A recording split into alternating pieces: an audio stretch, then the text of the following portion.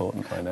We thought for a while that our future would be in global finance and banking, and most of our efforts, the well-educated people went there, and they were in banking, and we were supposed to be a financial paradise. This is something we have to rethink again, and we have to work in different directions. Yeah, I mean, if Iceland was a corporation and you were my client, I would say you need a portfolio strategy here. You don't want to put all of your eggs in one basket. I mean, if you were Procter & Gamble, the last thing I would say to you is make toothpaste and that's all you make. You would need to make a variety of things at a variety of scales. So one of the things that I'm seeing, and I'm seeing quite powerfully here in Iceland, is this idea of extremity. It's like a pendulum that swings. Fishing, smelting, everything, nothing. Icelanders are excitable people. They excitable, are not, and I think there's a culture of extremity here. I mean, the land is extreme. It bubbles here. Everybody's bubbling. Yeah. There's a lot. It's seismic. And I think this idea, I mean, one of my goals, certainly in the conversations I've been having with people, is to say, what does balance look and feel like here? What does a balanced Iceland look like, which has a portfolio of industries at a portfolio of levels with a portfolio of different kinds of approaches? So that's been the stuff that we've been driving in our conversations here, is to say it's not one or the other. It needs to be both. And, you know, I mean, everyone's asking us, what do we think about smelting? Yes. So let's talk about that. Yeah. You know, I mean, I think you have to find a coexistence strategy at the moment. It's not an annihilation strategy. So you need to figure out how to bring both of these kinds of ends of the spectrum to bear and to find where smelting fits in the portfolio of industries that Iceland is, rather than it being one or the other. So, to me, it's about this sense of balance, and I mean, I would love to find a way to help Iceland create equilibrium. I think you need here a sort of calming agent, and you need a sense of balance and equilibrium, and certainly in the conversations we're having with people, that's a real desire. So, we went out, I mean, I felt like I wasn't informed enough about this.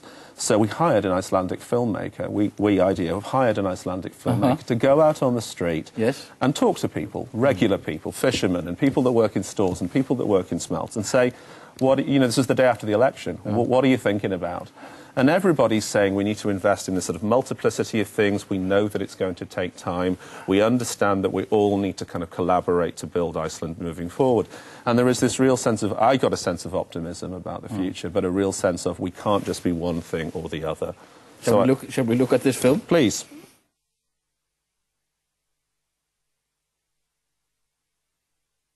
Fyrir nokkrum árum var ég með svo hrikaleg plön og ég ætlaði að fara, þú veist, út að læra, og ef ég ætla ekki að læra þá ætla ég bara að fara að ferðast og bara, þú veist, hafa gaman og skemmta mér og bara, en núna einhvern veginn þá heldur maður sig, þú veist, maður ekki alveg í þeim hugleiðingum, maður vill frekar, og eins og ég ætlaði að fara í nám núna kannski í haust sem ekki, ég get ekki tekið lán fyrir því, þannig að þú veist, þá missi ég vinnuna mína ef ég fyrir það nám, og þannig raun ég bara svona og reyna að halda í vinnuna sína og frekar þá fresta námi en svo getur mér náttúrulega verið að þetta taki bara eitthvað árið eða 2 og þú veist og þetta verður alltaf lagi eftir eitthvað tíma, þú veist, ég bara, maður veit það ekki náttúrulega.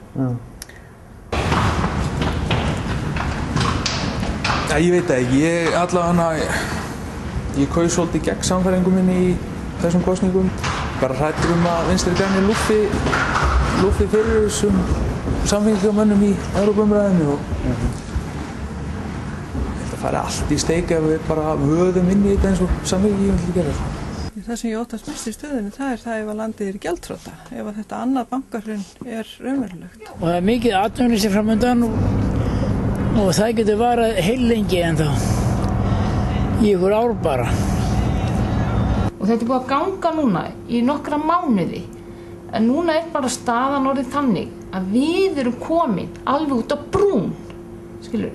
Það dýrt að halda uppi 8 manna fjölskyldu í mat.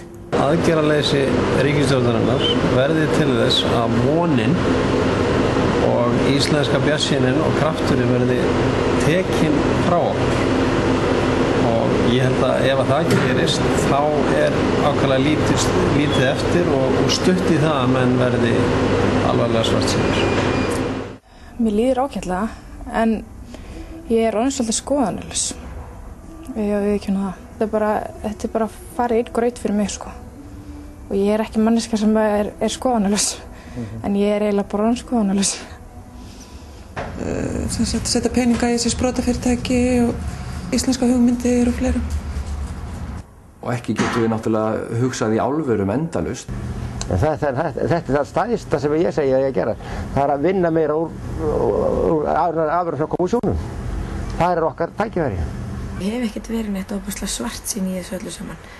Ég bara, ef ég segja alveg svo, kannski ég bara búin að hjúpa með einhverju til þess að passa það ég detti ekki ykkur svartsýni. Það vantar samvinnu og já, bara fólk sé bara meira að vinna saman og reyna að koma sér út úr þessu. Vinna saman og veist, að jákvæða bjartsýn og eitthvað. Hugsunarháttur breytist hjá fólki þá bara, og gildismati breytist hjá fólki þá held ég að okkur sé raun í borgi, þá sé okkur bara við komin halva leið með að vinna okkur út úr þessu. Og líka reyna samt að muna það að það alveg svolítið satt að góðir hlutir þeir gerast hægt. Það alveg satt. Það tekur tíma að byggja upp. Muna það bara. I found that very inspiring. I mean, to me, all of our work begins by not having answers, but asking questions. And to go out and just ask regular people, what are your hopes and fears? Yeah. Sounds on paper like a very simplistic exercise, but as you can see from that, it's quite a lot of depth and texture in those conversations. And I find that we're finding that kind of learning here quite powerful. So you are seeing actually, well, we have a system failure, sort of a system failure in this country. So you are seeing opportunities. Yeah, I mean, again, when I came on my first trip, a journalist asked me, what's the big idea for Iceland? And I said, well, it certainly isn't me. And I think it's the Icelandic people. I mean, again, I think that there are two things that you have in your favour that everybody has been sort of critical of you in the past, and I actually think now some of your natural assets. Your interconnectedness is, which everybody, I mean, the articles that I've read about Iceland in the past have been, oh, everybody knows everybody else in a kind of derogatory way. I actually think that's your biggest asset. Somebody said to me when I was at dinner the other night, if you have an idea in Iceland, 48 hours later everybody knows if it's a good idea or not. And that to me, that's very entrepreneurial. That allows everybody to talk about stuff, and it's like you're a focus group. You know, it's like an extreme focus group. So everybody talks about ideas. I think you're very technologically savvy, and I think you're fundamentally creative as a race. So I think when you put entrepreneurship, network and creativity together, you have a very, very powerful set of natural assets right there. So, you know, again, all we've been saying to people is bring your ideas forward, find ways to connect to other people. I think we and others can help you connect to other parts of the world. I mean, I'm very interested in connecting Iceland to Silicon Valley because there's a lot of similarities, in my opinion, between the way that Silicon Valley was born, which is all of those same characteristics of entrepreneurial bravery and sort of pig-headedness and sort of thinking in a certain way, that I think has been very successful. So I think starting to connect some of these conversations to conversations in places that are very similar is something that we're helping to do. You've had some